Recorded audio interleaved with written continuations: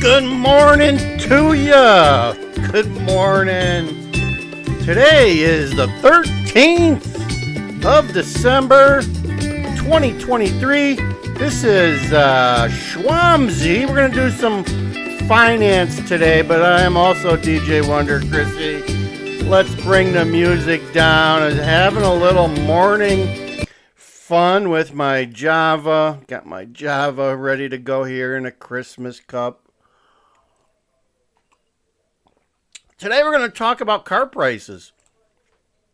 If you guys don't know, on top of being a Migrant mayhem reporter for the city of Chicago, I also do a lot of car videos, and I keep up on the car industry pretty closely on what's going on as they were going through their strike and creating a mess out of things.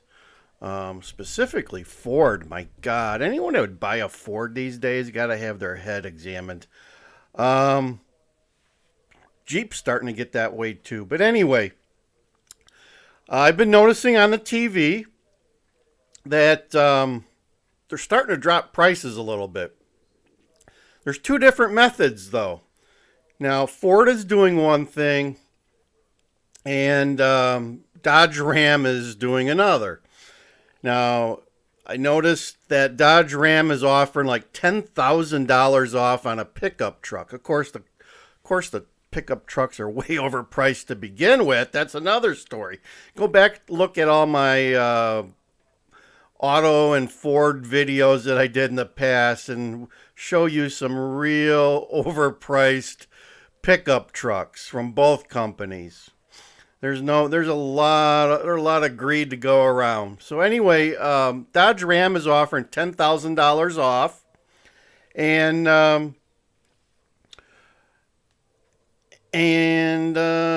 like 2% financing. I mean, huge, right? They're not only are they giving you a huge discount, they're offering you a super low rate. So there you go there. But now if you go over to Ford's offering $2,500 cash back, but they're still going to charge you the 7% interest, which is about the going rate on a new car. I mean, I've noticed here too, all the auto dealers, new ones have significantly had an increase in their inventory. There's a lot of auto dealers with a lot of inventory, with a lot of cost associated with that sitting on their lot, folks. Whether it's Ford Credit or Stellantis or whoever's financing their inventory, it's costing these dealers every month that car's sitting on their lot. So they want to move that quickly as possible. So that's one tip I have for you. I got some videos out there on tips on buying a car. One is to identify a car in your area that's been sitting on the lot longest, because that's the one that the dealer is going to want to move on, because the longer it sits on the lot, the more in financing they have to pay, and at some point they got to pay for the whole thing. So not only are the auto dealers flush with cars, but even our car auctions. I got a buddy that goes to the car auction over here. We drove by the car auction just a few days ago, and they were loaded. Parking lot was filled with cars. I don't know if you guys realize, but the repos are way up. I think like 25 to 30,000 cars a day are being repoed. It's so bad right now in the repo market that there's not enough repo drivers and agents to repo all the cars that need to be repoed. So some of these car dealers and finance companies are paying a premium to get their cars repoed first. Go figure. I hope it's not your car that's being repoed, but there's a lot of cars that are being brought back to the dealer, and and sometimes those make their way to the dealership. But try to stay away from those repo cars, because really repo cars usually are the ones that are most abused and mistreated. And um, I could show you lots of pictures of cars at the auction that are missing parts and got fenders beat in, and those are the repos. Those are the repos. So my buddy that goes to the auction, he tells me that the number of repos being auctioned off is fivefold, 5 times the normal volume that they normally do, and those prices are going down. Dealers can't sell cars, new or used. So the prices are at the pinnacle right now, and you're starting to see, the big three are starting to change their algorithm on how they sell cars. They're dropping the price, dropping the interest rate, or both. Ford, let's talk about Ford. Ford has lost almost $9 billion in the strike. Okay? They're on tough times. They need to slow down on making cars. Trust me, I got a Ford dealership over here that's got, and a Lincoln dealership now. They split out. Got 2 dealers now. They had to split them out per Ford requirements. But his lot is chock full. Where during that pandemic, he hardly had any cars. They're pretty much just used cars. He had very few cars on his lot. Now he can't fit another car on his lot. Cars galore. Just yesterday or a couple days ago, Ford mentioned that they are going to be curtailing the production of the F-150 Lightning, their electric truck that they can't give away. I saw some of those not too long ago over at a dealer. There's a Ford dealer in Huntley, Illinois, who had 1,000 used cars on his lot. Can you imagine that? 1,000 cars. We just drove by there a few days ago, and his lot is just chock full of cars. Beautiful cars, don't get me wrong. He's got beautiful cars. Whoever's doing his selection of cars, he's got a great inventory. He's got some Porsches, he's got some BMWs, he's got the Mercedes, he's got pickup trucks, he's got a little bit of everything. And but somebody's financing those cars to sit there. And update, folks, not a lot of people buying cars. I mean, think about it. How many people do you know that have bought a car in the last year? I think I know like 2 or 3 people that have ventured out to buy a new car. Most people are not buying a car at any cost unless they really, really have to. So there you go. Cars are just, the prices are crazy. They're starting to plummet. So if you're in need of a car, start looking. And like I said, what I recommend is you find what car that it is you want. Find the one that's been sitting on the lot the longest, and then go and make an offer or try to negotiate with the dealer, and maybe they'll move it on you. The other thing is Stellantis, Jeep. Jeep's going to lay off like 1,500 workers. So those workers that went on strike for higher wages are now not going to have a job. So there you go. The industry has got some problems. We had a manufacturing facility out here in Belvedere, Rockford, for many years, and it's been sitting idled for about a year and a half now.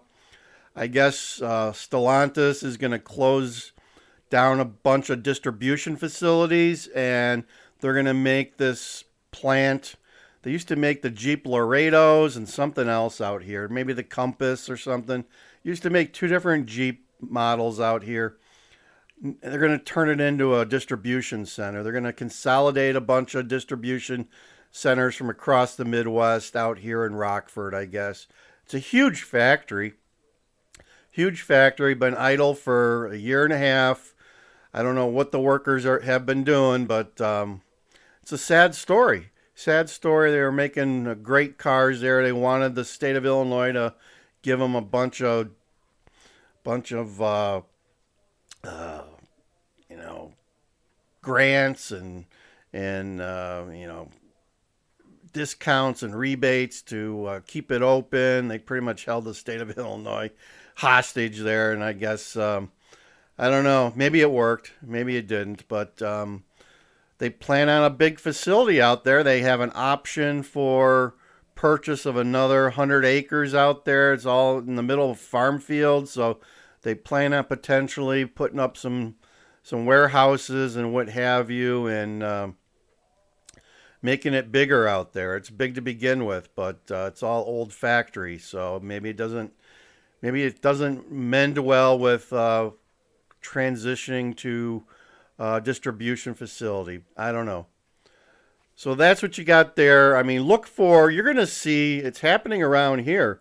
The small dealer, the medium to small dealers are being pushed out of the industry.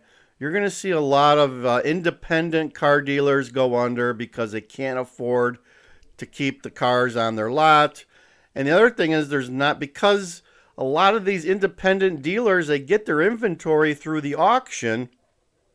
And the only way the auction gets the cars for these dealers is when someone buys a new car and trades theirs in. It goes to auction because the new car dealer doesn't want to deal with it.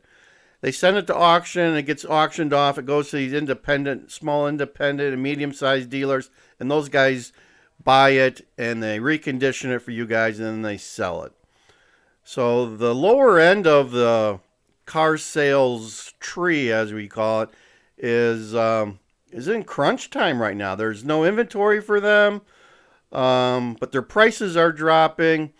But people can't even afford, at the lower rungs of the car market, people can't even afford those cars, folks. The consumer is tapped out. The consumer is tapped out. Consumer does not want to buy another car because it's going to mean nothing more than debt, right? And even these luxury cars, the BMWs, the Lexus, I don't know. It's some of these places, they do a lot of leasing, and there's not a lot of cars on their lot. So I don't know. It's the car industry is upside down. Be careful if you have to buy a car. Make sure you're getting a deal that you want, a deal that you can afford, and you're not buying in over your head.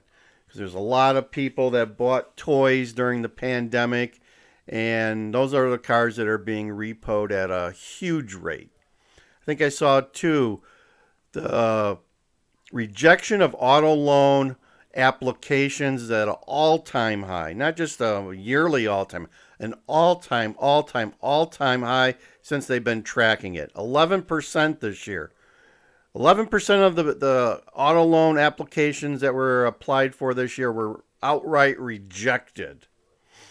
So times are tough, folks. Stand up, look around, and notice that no one's buying anything. I was at Walmart and Home Depot a couple days ago. There was like nobody there.